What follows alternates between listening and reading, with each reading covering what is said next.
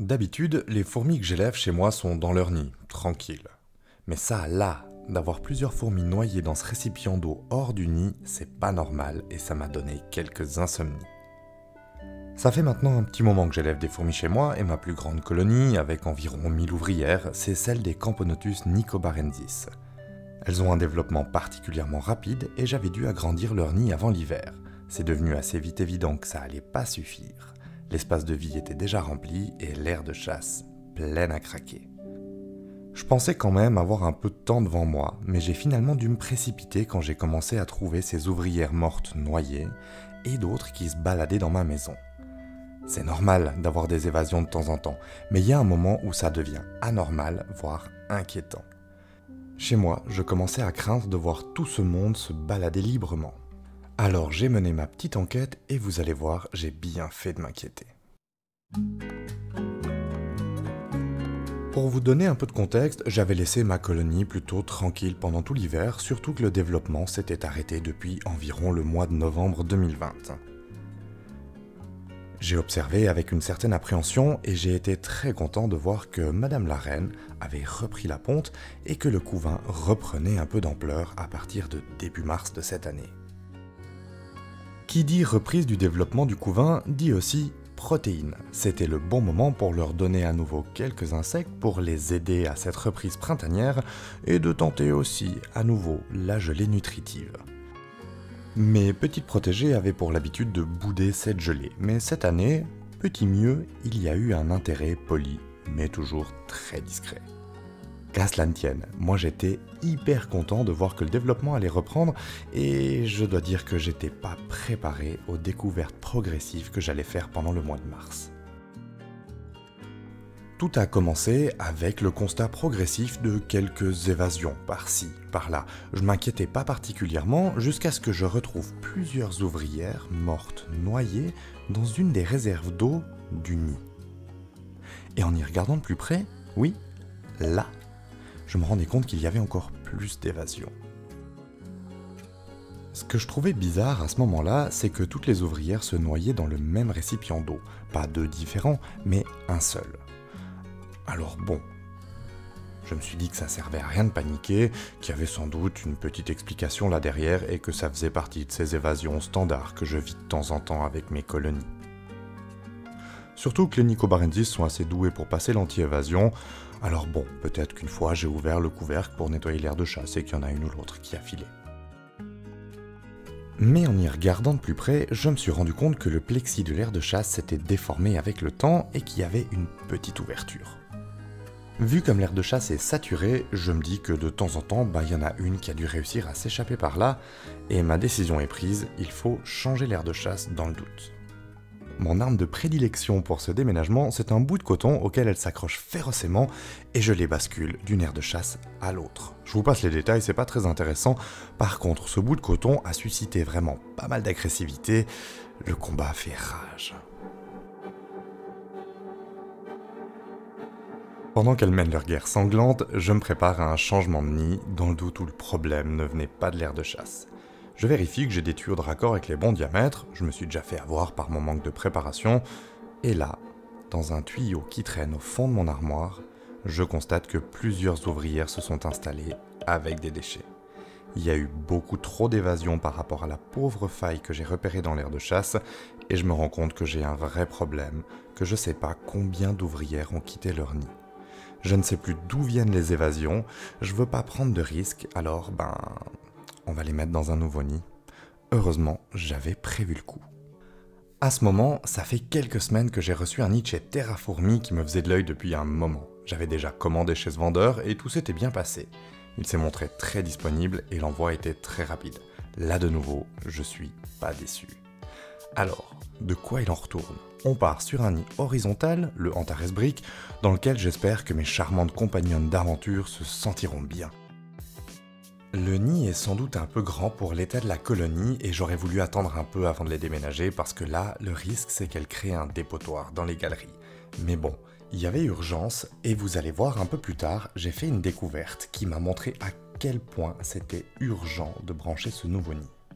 Enfin bref, il n'aura pas fallu longtemps à la colonie pour découvrir qu'un nouvel espace de vie avait été raccordé à cette nouvelle aire de chasse. Que de nouveautés en une seule journée.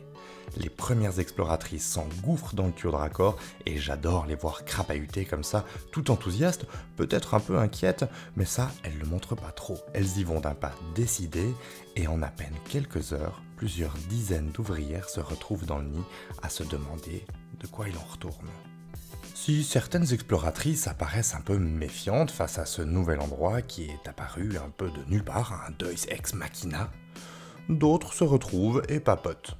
C'est un bel endroit, vous ne trouvez pas? Oui, moi si j'étais vous, je ramènerais le couvain et Madame la Reine dès que possible.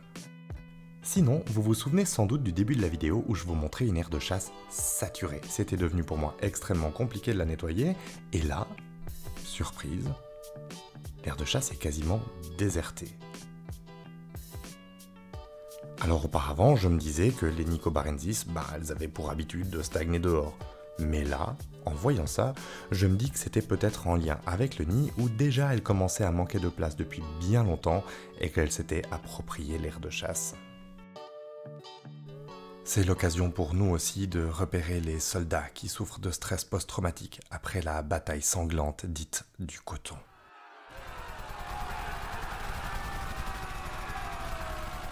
Elles revivent les événements sans cesse et se battent contre tout ce qui ressemble de près ou de loin à un coton. Hagards, elles déambulent dans l'aire de chasse et ne parviennent pas à participer au reste du déménagement. C'est le reste de la colonie qui, en une semaine, aura réussi l'exploit de déménager quasi la totalité de ses membres ainsi qu'une bonne partie du couvain dans le nouveau nid. Celui qui observe bien se rend tout de suite compte qu'elle dégage une sorte de sérénité. L'enthousiasme est de mise et ce nouvel endroit semble adopté. Pour se remettre de toutes ces émotions, rien de tel qu'un peu de protéines que certaines ouvrières ramènent au nid avec beaucoup d'entrain. Malheureusement, et comme je le craignais, un dépotoir commence à être créé en bas du nid dans les galeries. Mais bon, on va voir tout de suite que vu l'état du couvain, j'ai bon espoir que la colonie grandisse très rapidement et qu'elle finisse par évacuer tout ça. C'est pas la première fois qu'elles me font le coup, elles ont toujours fini par remettre le dépotoir dans l'aire de chasse. Je croise les doigts. Bon, avant de vous donner le fin mot sur toutes ces évasions que j'ai vécues avec cette colonie, on va jeter un coup d'œil à ce qu'elle nous réserve pour cette année. Le couvain est situé à différents endroits du nid, et franchement, il commence à prendre une certaine place. J'étais convaincu que ce nid me tiendrait facilement toute l'année, mais quand je vois ce qui se prépare, je suis pas si sûr. C'est vraiment impressionnant à voir et ça fait un peu peur, je vous cache pas, parce que j'ose même pas imaginer l'explosion du développement qu'il va y avoir à partir de ça. Mon objectif, ça va rester de limiter le plus possible cette explosion, mais bon, il faut bien qu'elle vive sa vie, cette colonie. Face à ce couvain et l'aire de chasse vide, même si je veux limiter un peu le développement, j'ai pas résisté à tenter à nouveau de leur donner un peu de gelée nutritive. Et cette fois, elles se sont ruées dessus. Cette fois, elles s'y sont attaquées à pleines dents, et ça faisait plutôt plaisir à voir d'ailleurs. Par contre, elles m'en ont foutu partout. Elles sont toutes choubidou, mais un peu concon quand même. On va dire que c'est des combidous. Enfin, pour l'instant, venez avec moi, il nous reste quelques récalcitrantes dans le nid d'origine, et vous allez voir, on n'est pas au bout de nos surprises. Elles sont assez peu nombreuses, mais m'embêtent quand même passablement, surtout que le nid commence à faire office de dépotoir. Alors, plutôt là que dans le nouveau nid, mais quand même, il va gentiment falloir songer à les dégager. Et c'est alors que je pensais en avoir fini avec ce déménagement et tous mes problèmes que je me rends compte qu'il y a une nouvelle évasion. Mesdames, messieurs, oui, une nouvelle évasion. Le problème est donc encore à régler. Si la plupart des récalcitrantes apparaissent plutôt calmes dans le nid, j'ai quand même trouvé un petit noyau d'agitation. Et à ce moment-là, une petite lumière s'allume en moi et je me dis qu'il y a quelque chose qui se passe avec ce nid. Je décide de placer ma caméra au-dessus, de filmer pour voir ce qui se passe, et ce que j'ai découvert, je ne m'y attendais pas du tout. Regardez bien, et regardez tout particulièrement le coin inférieur gauche du nid. Vous le voyez? Deux petites antennes, une tête, un corps. Une fourmi s'échappe du nid. Je suis scotché. J'avais tout misé sur l'air de chasse et là en fait le problème, il vient du nid. Regardez ça, elles sortent par un trou qui est initialement prévu pour une sonde, je crois. Et ben voilà pourquoi j'avais tellement d'ouvrières dans ma maison. Elles se sont même donné le luxe de poster une sentinelle. Et visiblement, il y a un trou dans le plastique de la dalle. Oui, le plastique. Alors bon, première mesure, je bouche le trou avec du coton, ce qui excite un petit peu ces petites ouvrières qui attaquent et essayent de ressortir. Mais bon, on vide tout le monde et on va vérifier ensemble l'état du nid maintenant qu'il est démonté. Ben oui, j'allais pas laisser encore la colonie connectée à un nid avec un trou ou potentiellement d'autres trous. J'ai expulsé tout le monde petit à petit et j'ai ouvert le nid. Je l'ai utilisé pendant 1 an et demi et le moins qu'on puisse dire c'est que la dalle a pris très cher. Je suis pas sûr que je vais pouvoir la récupérer.